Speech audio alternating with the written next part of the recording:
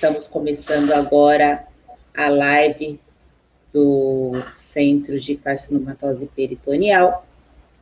Uma boa noite a todos, muito bem-vindos. Eu gostaria de agradecer a presença de todos que estão aqui, agradecer a presença do Dr. Arnaldo Urbano Ruiz, agradecer a presença do Dr. Lucas dos Santos. Boa noite a todos.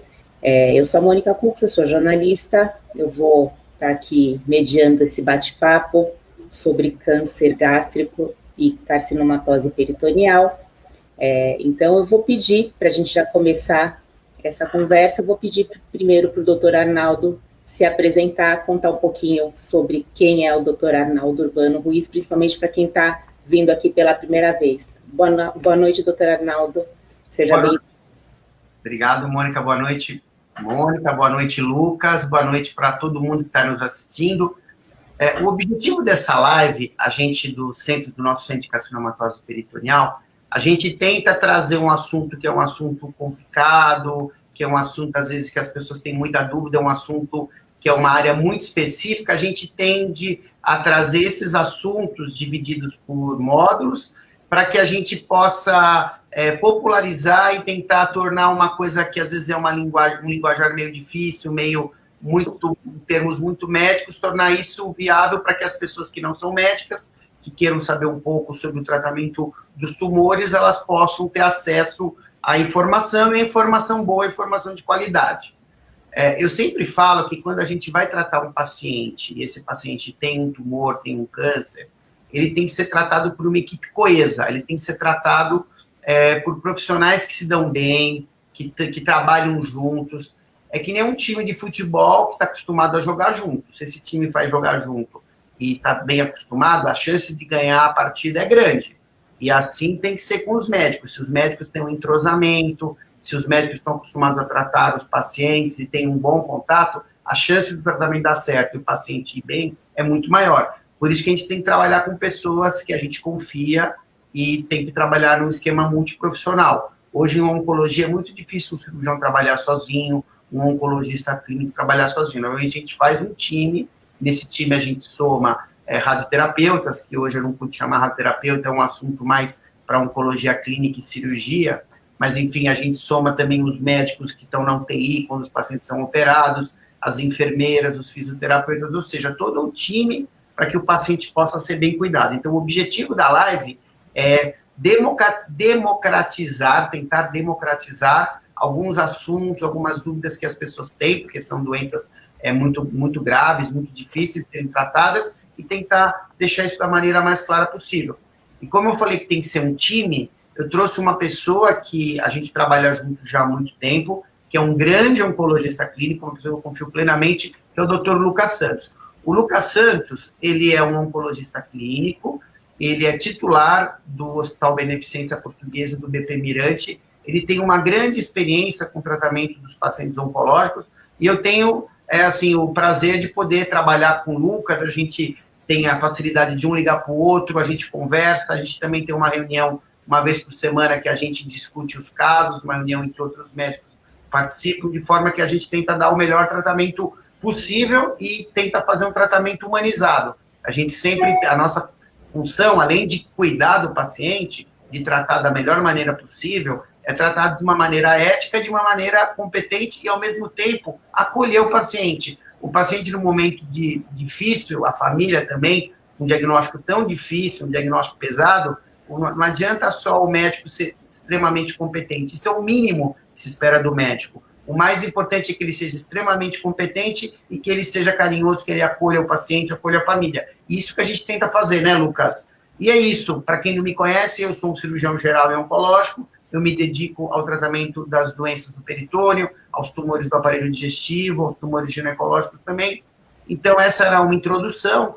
Lucas, queria que você falasse um pouquinho de você, do seu trabalho. Eu já te apresentei parcialmente. E aí a gente começa a nossa conversa informal sobre câncer gástrico. Você pode começar falando sobre a incidência, os sintomas, se você puder, os tratamentos. E aí a gente vai conversando, e conforme as perguntas forem aparecendo, a gente vai conversando. Por favor, Lucas, fica à vontade.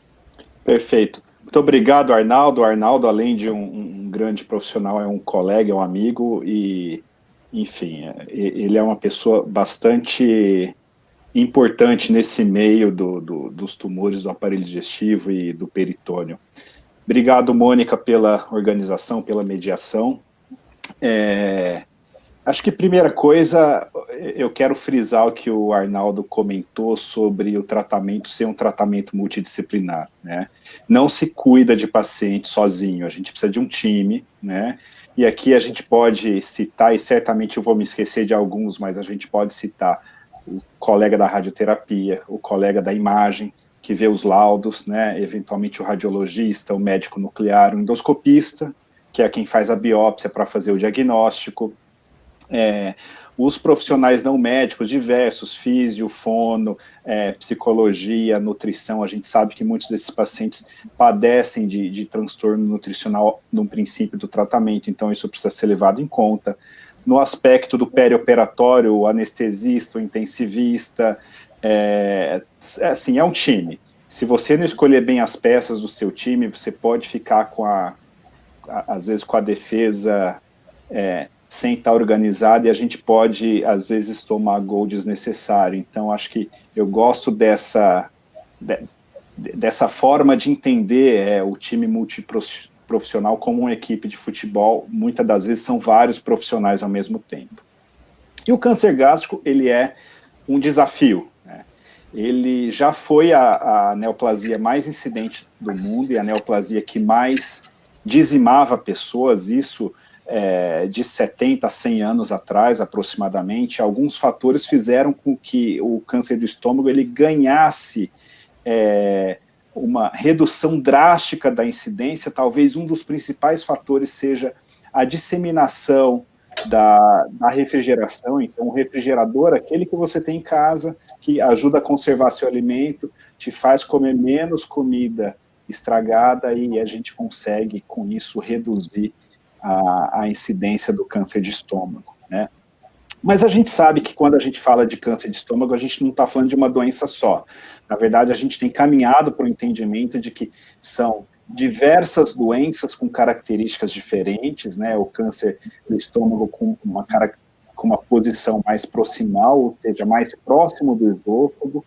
Esse tem uma característica biológica um pouquinho distinta daquele câncer que vem ou que emerge nas porções finais do estômago, ali mais próximo do duodeno, e tem uma outra entidade que antigamente nós chamávamos de câncer gástrico difuso. Hoje a nomenclatura mudou nos últimos 2 anos, a gente tem usado o termo câncer de células pouco coesas, e, enfim, é uma neoplasia que tem um comportamento um pouquinho mais agressivo e uma resposta um tanto diferente aos tratamentos. Então, a gente precisa lembrar que nem tudo é a mesma coisa, a gente tem características muito peculiares que a gente vai ter que identificar na nossa avaliação inicial para a gente tomar a abordagem de tratamento mais apropriada. Lucas, as pessoas às vezes ficam perguntando, puxa vida, como é que eu sei se eu tenho câncer gástrico, né? O câncer gástrico, ele tem sintomas muitas vezes inespecíficos, ou sintomas que lembram gastrite, ou seja, não existe um sintoma específico do câncer gástrico. Então, quando que a gente tem que tomar cuidado? Todo paciente que tem um sintoma digestivo como dispepsia, ou seja, o paciente tem dificuldade, dor ou dificuldade para se alimentar, se o paciente tem empachamento, se o paciente tem refluxo, todos esses sintomas que são muito inespecíficos, o paciente são sintomas que se confundem com sintomas benignos, de gastrite, de esofagite, ou seja, sintomas inespecíficos. Então, é muito por isso que o câncer gástrico, no Ocidente, ele é muito difícil o diagnóstico precoce, diferente, por exemplo, nos países asiáticos, em que eles vão fazendo endoscopia, em qualquer lugar tem endoscopia, e o paciente é submetido a endoscopia várias vezes, bem precoce, então eles conseguem detectar cânceres iniciais, porque a incidência de câncer gástrico nos países asiáticos, muito provavelmente pela alimentação deles, é muito maior. Então, a gente não tem um rastreamento como tem nos países asiáticos. Então, o paciente pode ser assintomático, o paciente pode ter sintomas inespecíficos, Quando o paciente tem dor, uma dor que não melhora, ou sangramento, normalmente é um câncer mais avançado. Então, lembrar-se que o câncer gástrico hereditário, familiar, são situações mais raras, mas são pessoas que têm na família pacientes jovens com câncer gástrico, e são situações mais inespecíficas. Ou seja, Lucas, você acha que todo paciente que tem um sintoma digestivo importante deve ser submetido a uma endoscopia para ver se ele tem uma neoplasia? Você acha que a gente tem uma faixa etária que a gente tem que tomar mais cuidado? Qual que é a sua recomendação para um paciente que está preocupado com o sintoma digestivo, se ele tem ou não um câncer gástrico? Eu acho que... Até aproveitar para emendar aqui, que a gente recebeu 2 perguntas, que eu acho que já aproveita e já inclui aí. Porque a Michele Sandra, ela perguntou quais são os sintomas do câncer gástrico, e também a Edna Vaz perguntou se o câncer gástrico pode ser provocado por gastrite. Então, já inclui aí nessa resposta. Então, vamos lá. Acho que a pergunta da Michele, não é isso? Os sintomas do câncer gástrico tem aqueles sintomas relacionados ao estômago, pirose, queimação, empachamento, uma dor funda na parte superior do abdômen. Então, esses são todos sintomas inespecíficos de fato, porém são sintomas que podem estar presentes e muitas das vezes estão presentes em pacientes com câncer do estômago. Existem outros sintomas que denotam doenças mais avançadas, por exemplo, vômitos incoercíveis, né, com bastante intensidade, vômito com sangue, tá? Então, que é a hematêmese. Então, esse é um sinal de extrema importância. E tem aqueles sinais não relacionados ao estômago, mas estão relacionados ao estado de saúde como um todo, como perda de peso, emagrecimento, falta de apetite. Eu acho que um ponto aqui muito importante, é muito comum ter empachamento, um sintoma de gastrite, isso é bastante comum. Então, a maioria das pessoas que tem esses sintomas não tem câncer, então fique tranquilo em relação a isso, aqui a gente não tem que também alarmar ninguém. Porém, se você tem esses sintomas, esse sintoma, mesmo que não seja câncer, pode ser em virtude de uma doença tratável, então é recomendável que nós procuremos um clínico, um cirurgião, que vai fazer a investigação apropriada. Então, o que a gente fala se tem sintoma, procure avaliação médica, e muito provavelmente você vai acabar recebendo um exame de endoscopia, que é o exame que deve ser feito para fazer o diagnóstico. O Arnaldo tocou num ponto muito importante, que no Oriente, nós temos um percentual muito grande de pacientes que fazem diagnóstico numa fase precoce, porque países, principalmente como o Japão e Coreia do Sul, têm um programa de rastreamento, e é um programa de rastreamento que funciona. Quando a gente tentou aplicar isso aqui no Ocidente, como a gente tem um câncer gástrico que tem algumas características diferentes da dos países orientais, a gente não consegue o mesmo desempenho, né? Então, a gente hoje aqui não indica de rotina o exame de endoscopia para pessoas sem sintomas como medida de rastreamento. Diferentemente, por exemplo, do que as mulheres fazem a mamografia e o Papa Nicolau para o câncer de colo uterino, por exemplo, né? Então, essa é a mensagem que eu queria deixar. Se você tem sintoma, não se assuste inicialmente, porque na maioria dos casos não é câncer. Mas é recomendável que procure um médico para que faça a avaliação apropriada.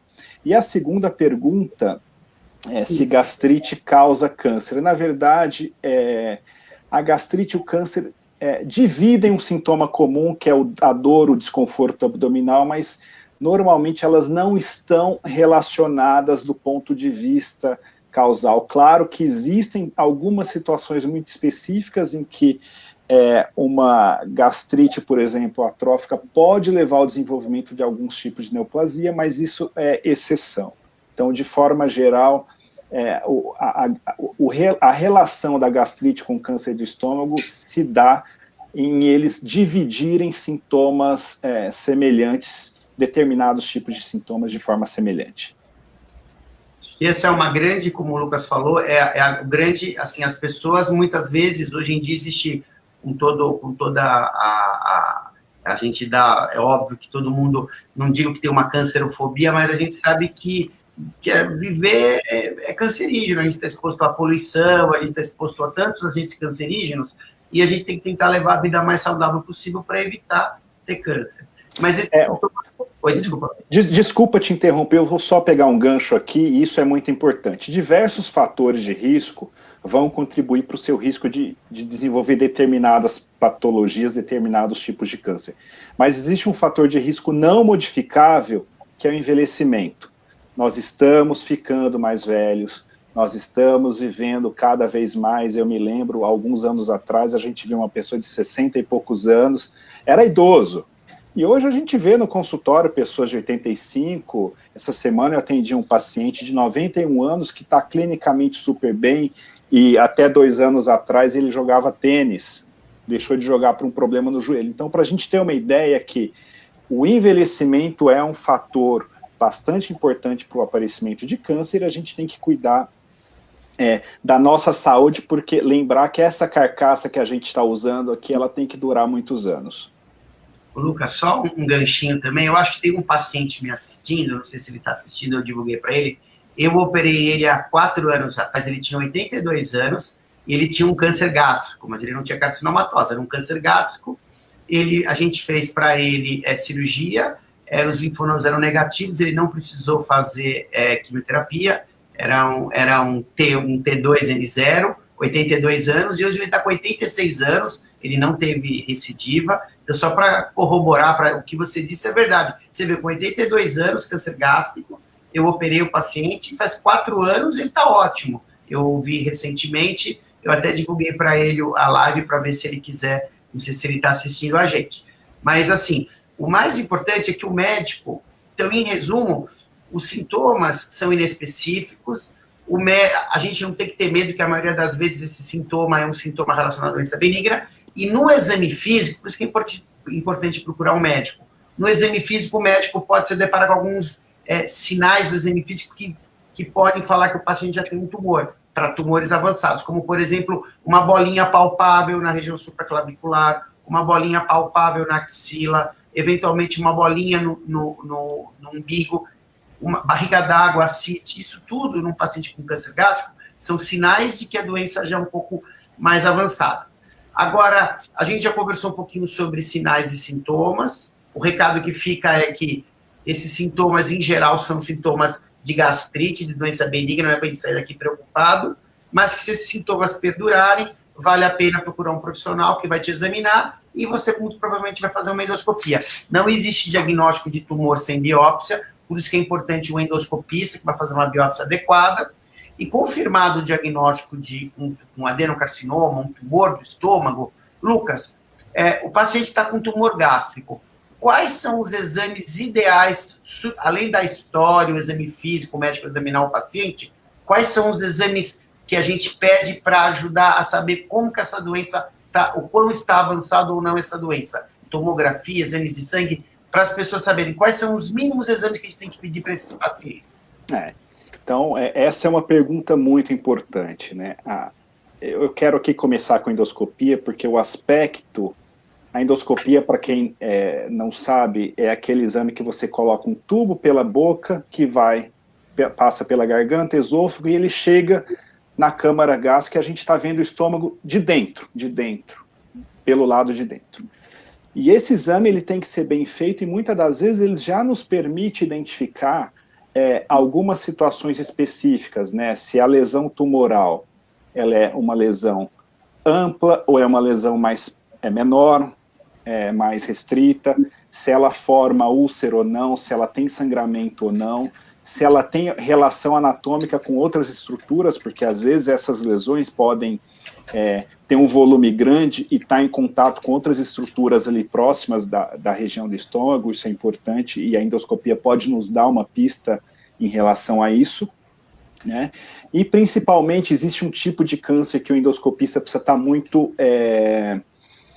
atento, que é o câncer gástrico do tipo limite plástica, né, o câncer gástrico difuso, que ele tem uma conduta que muitas das vezes a gente precisa adaptar um pouquinho e tem até impacto na escolha da estratégia de cirurgia. Depois que a gente faz essa avaliação endoscópica, tem a biópsia e se confirma que se trata de um câncer gástrico, a gente tem que entender até onde vai a extensão da doença. E a extensão a gente vê com exames de tomografias, né? Então, de forma geral, fazemos tomografias, em algumas situações a gente pode lançar mão de ressonância magnética, que é um exame também bastante importante. E esses exames buscam ver se a doença saiu do local inicial, do estômago, e foi para locais à distância, como, por exemplo, pulmão, fígado e peritônio, que é uma membrana que recobre as nossas vísceras dentro da barriga, porém do lado de fora dessas vísceras. Então, essa eu diria que é a avaliação mínima que devemos fazer. 2 exames que eu quero comentar aqui adicionais, que a gente vai ter que usar a depender do caso, que é a avaliação molecular do câncer gástrico. Algumas neoplasias têm proteínas anormais que precisam ser, proteínas ou genes anormais que precisam ser pesquisados e que isso pode trazer algum impacto na escolha dos nossos tratamentos, principalmente tratamentos com quimioterapia. O segundo exame muito importante é o PET-CT. O PET-CT, para quem não sabe, é aquele exame que mescla, que funde um exame de tomografia convencional com o exame de PET. O PET é um exame que você joga uma glicose com um flúor radioativo dentro do sangue. Esse flúor vai procurar tecidos que têm um alto metabolismo, e normalmente tumores têm alto metabolismo, e isso pode nos ajudar a detectar metástases, principalmente metástases à distância. E tem uma terceira forma de avaliação que a gente usa para aqueles pacientes que têm uma doença que aparentemente é localizada, aparentemente está no estômago ou em algum linfonodo ao redor do estômago, que a gente precisa ter um nível de assertividade maior de que o cirurgião consegue operar. Os exames de imagem, eles podem ser falhos, especialmente na avaliação dessa membrana que eu comentei do peritônio, e aí entra o papel do cirurgião. O cirurgião, ele faz um procedimento cirúrgico que o Dr. Arnaldo pode comentar para a gente, que é a laparoscopia diagnóstica. Quando ele faz esse procedimento, ele não está pensando em fazer o tratamento naquele momento, mas a laparoscopia vai nos permitir enxergar toda essa membrana peritoneal e saber se tem algum nódulo que possa ter aparecido naquela região e que vai fazer com que a gente esteja diante de uma doença um pouco mais avançada e a gente vai ter que pensar uma estratégia de tratamento diferente. Então, basicamente, a gente tem que lembrar da endoscopia, dos exames de tomografia e dos marcadores moleculares e, eventualmente, o PET-CT e a laparoscopia, a depender da situação clínica. Gente, quando a gente está já com o diagnóstico firmado e o paciente está na nossa frente, como o Lucas falou, a gente tem que ter a seguinte ideia sobre o paciente. Esse doente, ele tem uma doença localizada no estômago, esse doente tem uma doença que a gente chama loco-regional, ou seja, está no estômago, mas já pegou os linfonodos, que são línguas regionais, ou esse doente, esse paciente tem, além dos linfonodos, o peritônio acometido, ou, em último caso, o paciente já tem doença metastática à distância. Por que é importante a gente ter uma ideia do como está comprometido o paciente? Porque os tratamentos mudam. Então, vamos supor que o paciente, ele não sente nada, tem um sintoma bobinho, aí ele vai fazer uma endoscopia e o endoscopista fez uma boa endoscopia e descobriu um tumorzinho pequeno, menor que 3 centímetros, numa área, por exemplo, no corpo ou no antro, que é a parte mais distal do estômago. É um tumor que ele não é muito agressivo e ele não infiltra a submucosa, ele é um tumor mais localizado. Nessa situação, que a gente chama de câncer gástrico precoce, a gente chama de T1A, a gente não precisa tirar o estômago inteiro. O próprio endoscopista consegue fazer uma cirurgia endoscópica e ressecar esse pedaço do estômago, obviamente, se vier com as margens livres, o paciente está tratado. É lógico que o câncer gástrico precoce são situações de exceção, a gente acaba pegando, não é tão comum a gente pegar, mas eventualmente existe o câncer gástrico precoce, e nessa situação, apesar de ser um tumor inicial, não é necessário tirar o estômago inteiro. Na maioria das vezes é possível, para esse seleta porcentagem dos pacientes, fazer uma cirurgia endoscópica. Então, isso é uma situação muito específica. A grande maioria dos pacientes vai ter o tumor restrito, vamos supor que esteja restrito ao corpo do estômago, né, ao órgão, e aí a gente fica na dúvida se está pegando linfonodo ou não. Se for um tumor maior que T2, ou estou na dúvida se pega linfonodo ou não, a gente tem que saber se o paciente vai fazer quimioterapia primeiro, ou se a gente vai operar o paciente primeiro. Por quê? Porque fazer quimioterapia antes de operar parece que é melhor do que você operar o paciente, fazer uma cirurgia grande. É difícil para o paciente depois fazer a quimioterapia. Às vezes o paciente demora para se recuperar da cirurgia.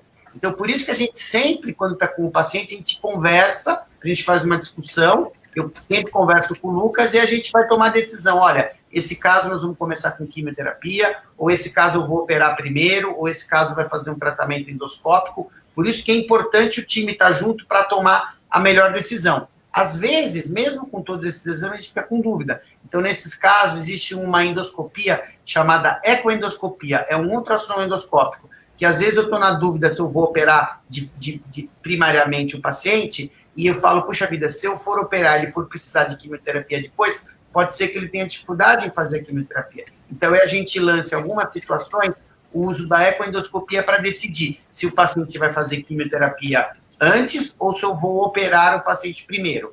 E também para afastar a doença peritoneal, muitas vezes, como o Dr. Lucas falou, é difícil, às vezes, fazer um diagnóstico de uma carcinomatose peritoneal, principalmente quando ela é muito pequenininha, quando ela tem uma nota muito baixa. Então, nessa situação também, a gente lança a mão de uma laparoscopia, que é um exame que a gente olha dentro da barriga para saber se a doença já pegou o peritônio ou não. Em linhas gerais, essas são as armas que a gente tem para tomar a seguinte decisão: vai fazer quimioterapia, ou vai operar primeiro, ou vai fazer uma cirurgia endoscópica. Então, esse é mais ou menos um algoritmo, ou seja, é um protocolo que a gente segue e que isso é seguido na maioria dos serviços que estão acostumados a tratar esses pacientes que têm o câncer gástrico. Lucas, alguma consideração a respeito desse, explicar para as pessoas quando faz químio, quando opera primeiro, a laparoscopia? Eu tentei falar de uma maneira que ficou claro, mas queria que você complementasse. Tem algumas perguntinhas também sobre esse assunto aí de vocês. Só um segundo, Mônica, deixa eu só fazer um complemento que eu acho importante. A gente, no dia a dia, a gente conversando com médicos, a gente tem um linguajar próprio, né? Eu tenho um paciente que fala que a gente fica falando Medicase. Uhum. Então, assim, o Arnaldo chegou a mencionar o T1, T2, de forma geral, a gente classifica os tumores de acordo com uma classificação que se chama T de tatu, N de navio, M de macaco. O T diz respeito ao tumor no órgão de origem, né? O tamanho ou o tanto que ele invade profundamente a estrutura. O N de navio, que a gente classifica 0, 1, 2, 3, diz respeito ao número e à extensão desses linfonodos, que são gânglios linfáticos que a gente tem ao redor de todos os nossos órgãos.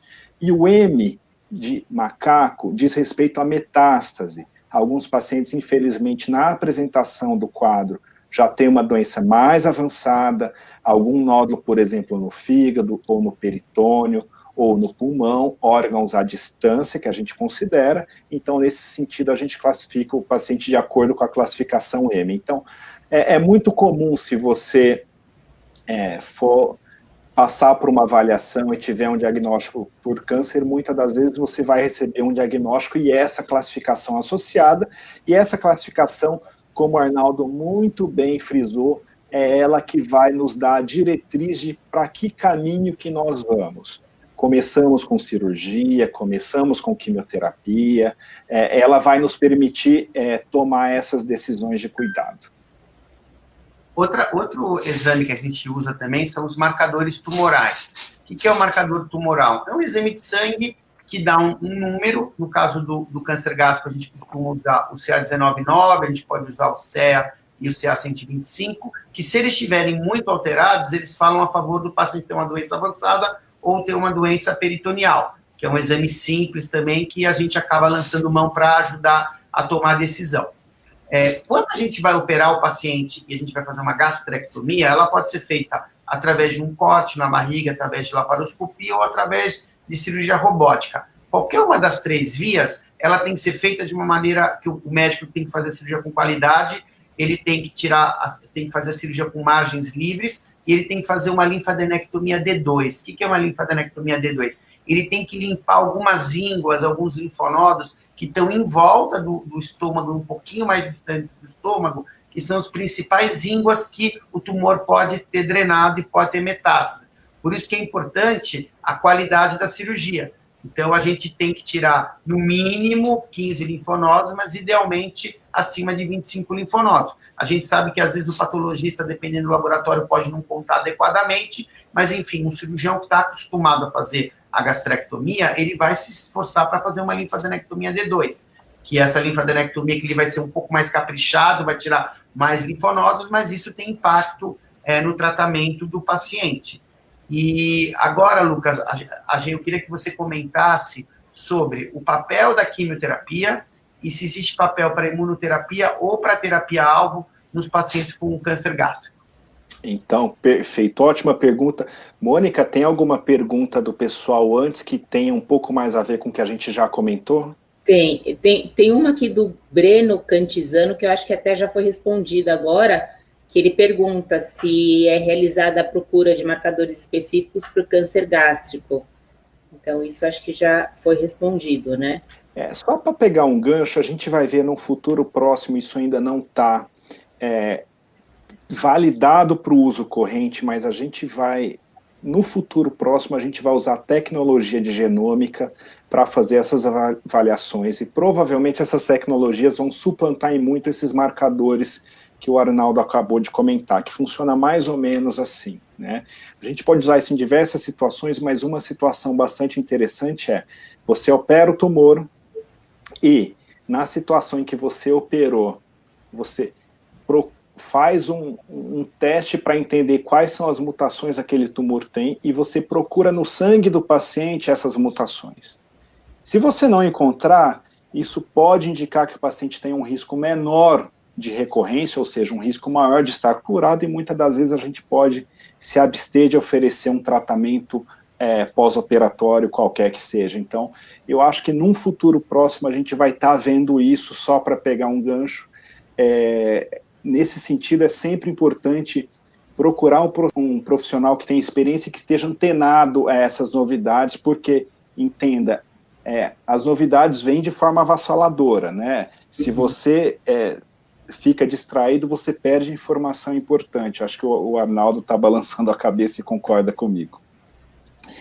O Arnaldo perguntou sobre o tratamento, o papel da quimioterapia. Então, de forma geral, em doenças muito precoces, um T1N0, um T2N0, a gente não indica quimioterapia, a cirurgia por si só ela é suficiente, né?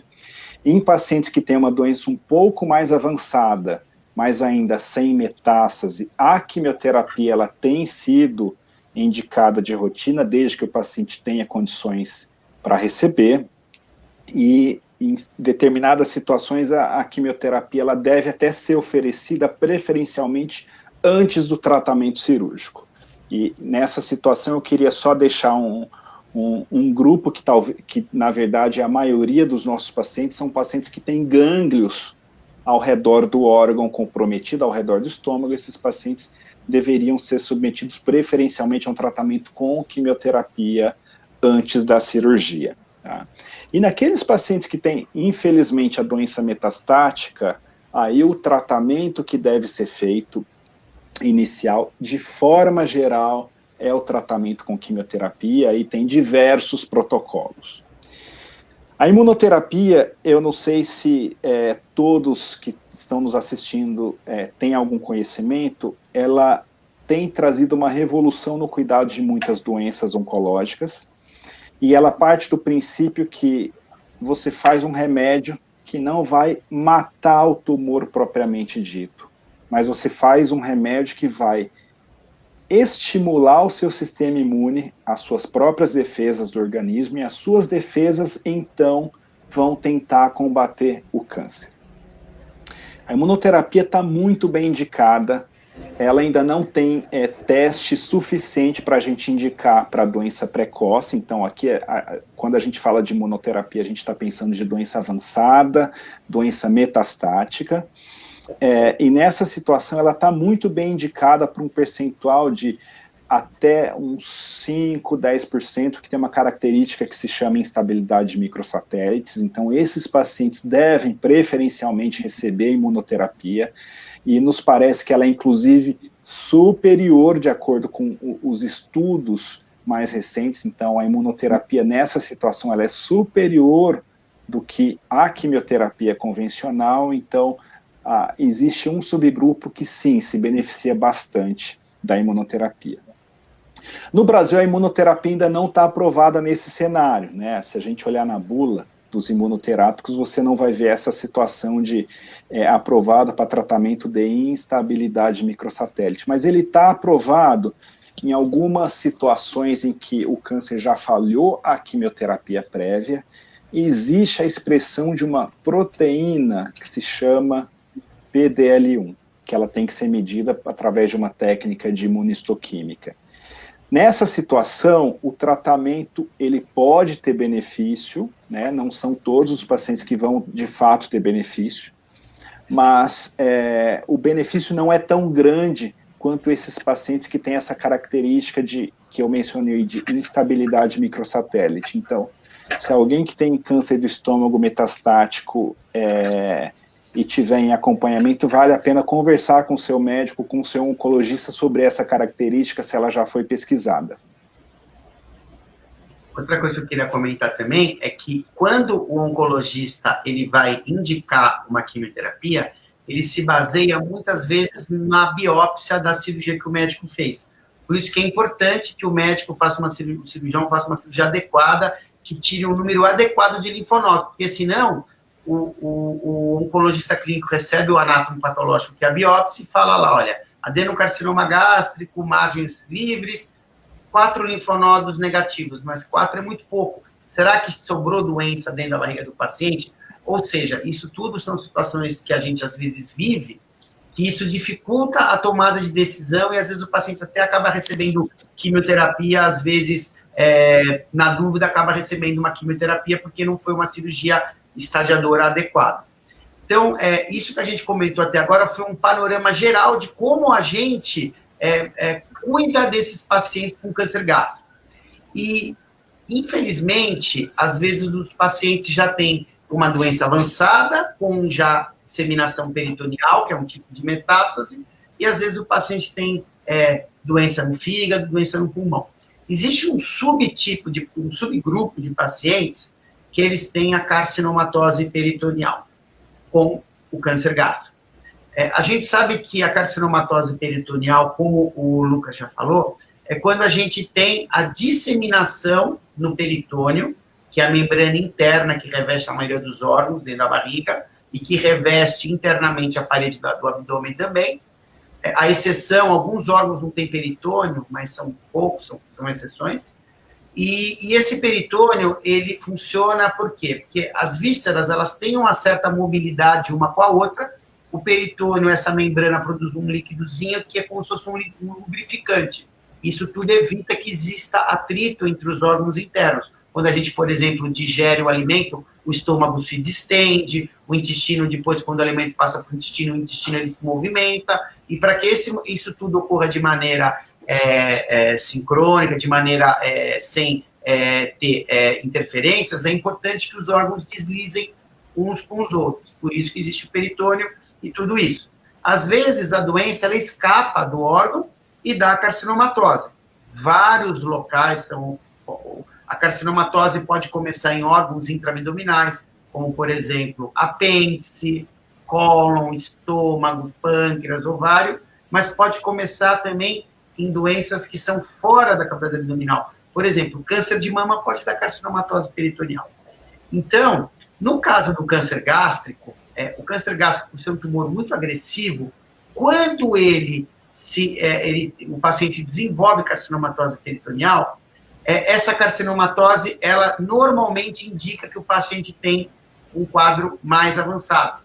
Porém, um pequeno grupo de pacientes que tem câncer gástrico com carcinomatose peritoneal vai se beneficiar da cirurgia com a retirada do peritônio doente e a colocação de químio quente no abdômen.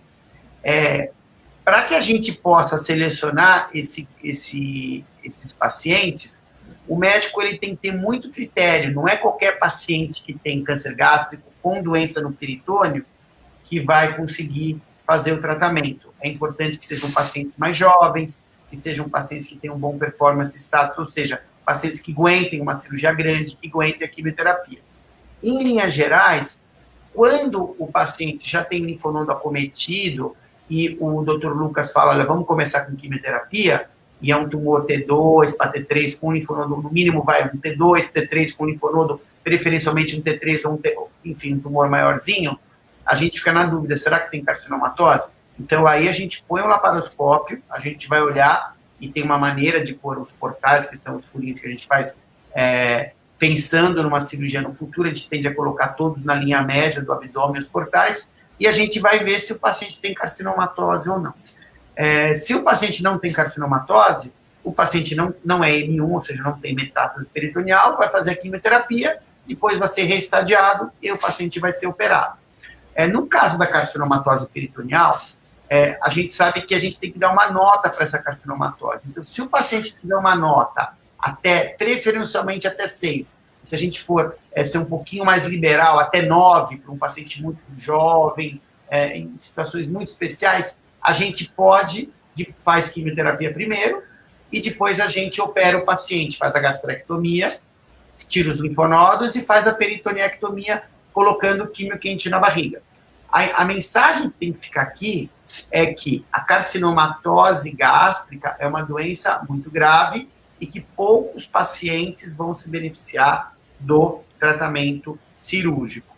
Além disso, hoje em dia a gente tem um subgrupo de pacientes que tem um índice de câncer peritoneal maior que 9 e que tem um pouco de ascite e que a gente pode, em situações muito especiais, fazer uma quimioterapia aerossol dentro da barriga, associada a uma quimioterapia na veia, e a gente vai repetindo essa quimioterapia aerossol, junto com a quimioterapia na veia, e vai olhando com o laparoscópio, que é esse aparelhinho que faz um furinho na barriga e olha lá dentro.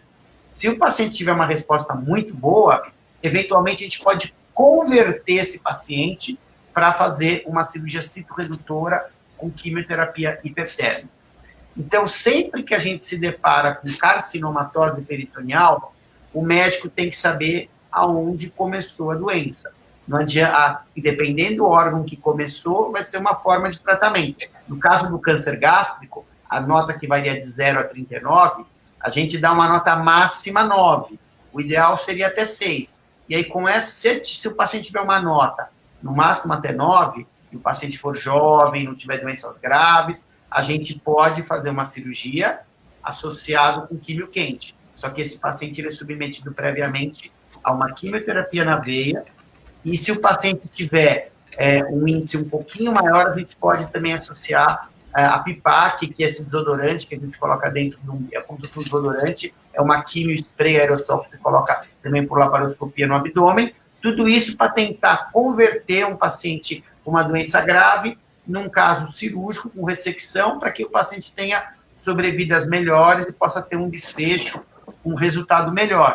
Então, é importante que todo mundo tenha essa ideia de que a carcinomatose gástrica é uma carcinomatose grave e que o médico que vai cuidar desse paciente tem que oferecer todas essas opções, tem que ser um grupo que está acostumado com carcinomatose, um oncologista clínico, um grupo de médicos que tem uma experiência com esse tipo de paciente, para que a gente possa selecionar da maneira mais adequada e ajudar o paciente. Se a gente faz uma cirurgia num paciente e essa cirurgia não está bem indicada, a gente pode prejudicar o paciente e não ajudar. Por isso que é importante a humildade da equipe e também a forma de conversar com os familiares e com o paciente, acolhendo, falar, olha, talvez esse tratamento não seja o tratamento ideal para você, a gente tem essas estradas, esses caminhos para que a gente possa ter um desfecho, um resultado melhor. Então, isso que eu queria falar, assim, a princípio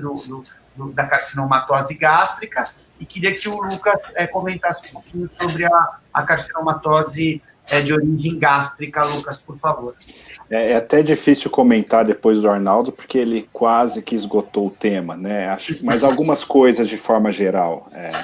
A primeira é, às vezes, câncer gástrico com carcinomatose, terapia direcionada para o peritônio, ele é exceção e não a regra.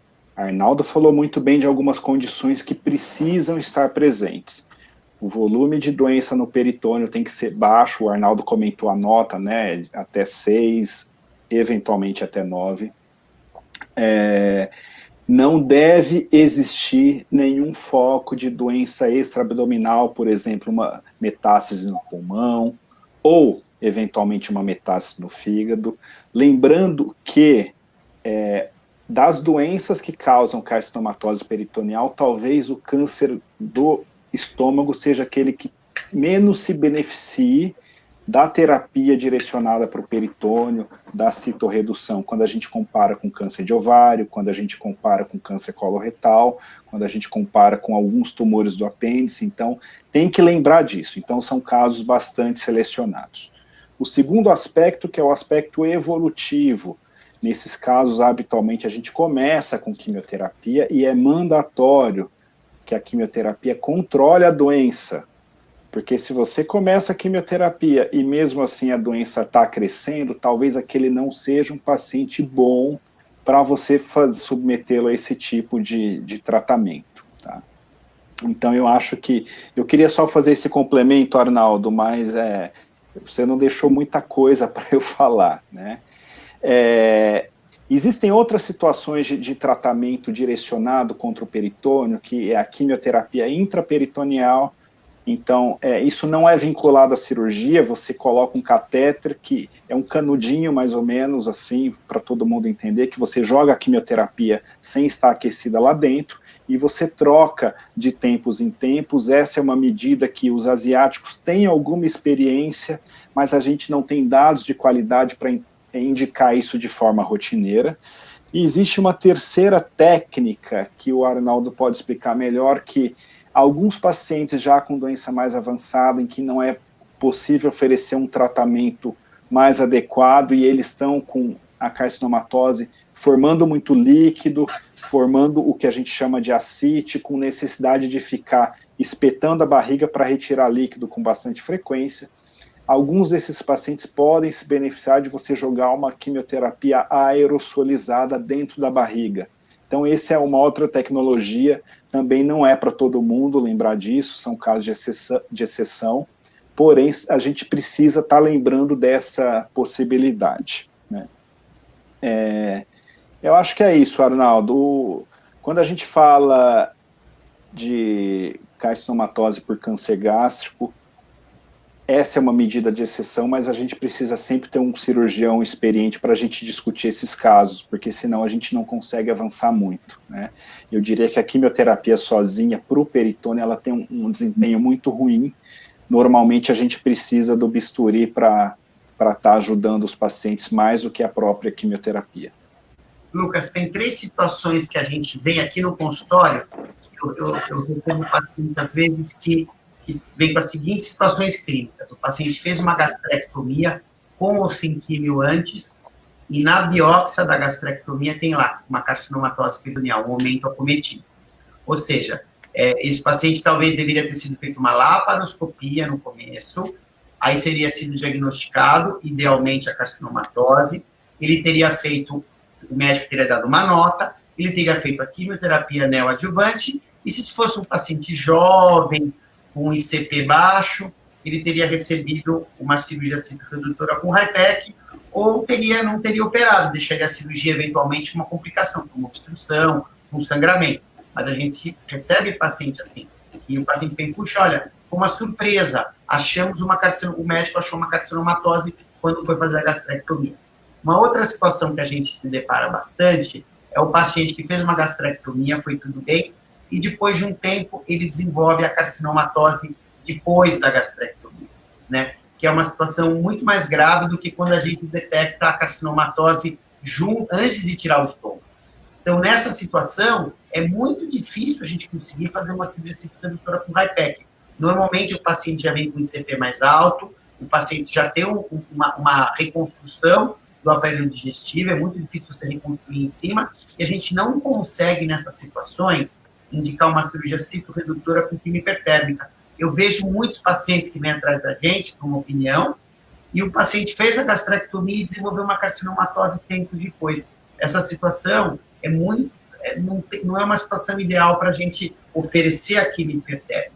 Mas como você falou do PIPAC, que é a quimio aerosolizada, só para a gente falar um pouquinho do nosso serviço, eu trabalho em alguns hospitais, né? Esse centro de carcinomatose live é um centro de carcinomatose que eu criei já faz alguns anos, eu me dedico às doenças peritoneais e eu trabalho em alguns hospitais. O hospital que eu mais trabalho hoje em dia é a Beneficência Portuguesa, que a gente tem 2 hospitais, tem o Hospital BP Mirante e o Hospital BP Paulista, e a PIPAC, que é a quimio aerossol, que é um desodorante que a gente coloca dentro da barriga, aqui no Brasil, eles começaram no Rio Grande do Sul, é o grupo do Gustavo Laporte, do Rafael Sentenfuz e do Eduardo Dipp, que são meus amigos.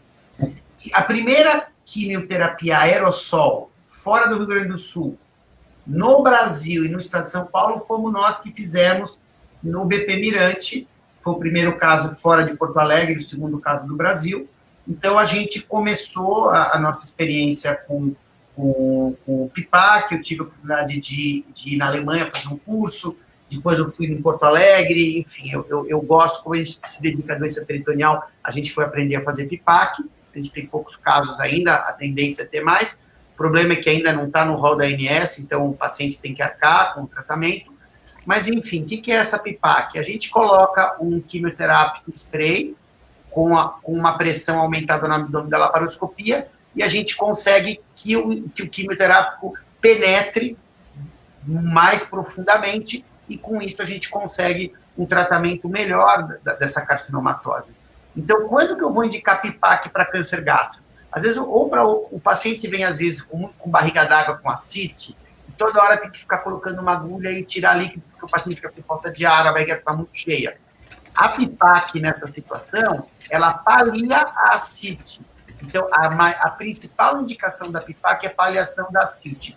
Porém, em alguns casos, principalmente de mesotelioma, em alguns casos de câncer gástrico, a gente consegue, com a quimio na veia mais a quimio aerossol, a gente consegue fazer um downstage. O que é downstage? Consegue diminuir a doença murcha, fica no ICP pequeno, e aí em pacientes selecionados a gente vai e consegue fazer a gastrectomia, a peritoniectomia e a quimio hipertérmica.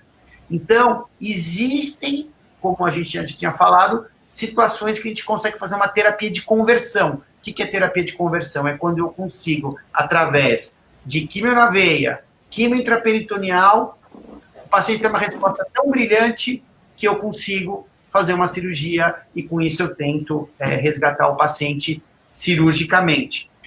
Quanto a esse catéter, Lucas, que é o Portocat, se usou no começo para câncer de ovário, mas não dava certo, porque você tira todo o peritônio, gruda, fica um santuário. Para câncer gástrico, eu tentei algumas vezes fazer, mas é muito difícil você convencer o oncologista clínico e outra. Quem vai pagar a quimioterapia? Porque tudo isso são protocolos que não estão no rol da ANS. Então, a gente acaba se batendo com todas essas dificuldades, isso falando numa medicina privada, de convênio. No SUS, então, a realidade disso é uma realidade muito mais distante da nossa. Eu queria saber, Mônica, se tem alguma outra pergunta para a gente responder, porque a gente ficou batendo papo, conversando, já falta 5 minutos para acabar a live. Tem mais alguma pergunta, Mônica? Tem uma pergunta que o José Paulo fez, ele perguntou se existem diretrizes gerais para decidir a sequência, quimiocirurgia ou cirurgia-químio. Existe, o Lucas vai poder explicar melhor. Existem diversos documentos, né, diretrizes de sociedades, diretrizes internacionais, como da Sociedade Americana de Oncologia, da Sociedade Europeia de Oncologia, uma bastante famosa, que é bastante consultada, é o NCCN, E lembrar que nós do grupo, nós editamos o Manual de Oncologia Clínica aqui do grupo da Beneficência, a gente edita o Manual de Oncologia Clínica mais consultado da América Latina. Então, a gente até está num processo de atualização, que a gente faz isso todo meio de ano, depois do Congresso Americano, que é no finzinho de maio, comecinho de junho, então ele está na fase já de ser liberado. Então, mas tudo isso que a gente está falando, a gente não está falando porque a gente gosta de fazer assim, assim, existe um número grande de estudos que dão respaldo a essas condutas. Eu vou dar um exemplo. Até 2003... 2002, o tratamento do câncer, ninguém falava naquele paciente com câncer do estômago em estágio 3 em começar com químio. Foi aí que veio um estudo grande, um estudo de bastante qualidade, que mostrou que começar com químio aumentava as chances de cura desses pacientes que tinham câncer que podia ser tratado com cirurgia.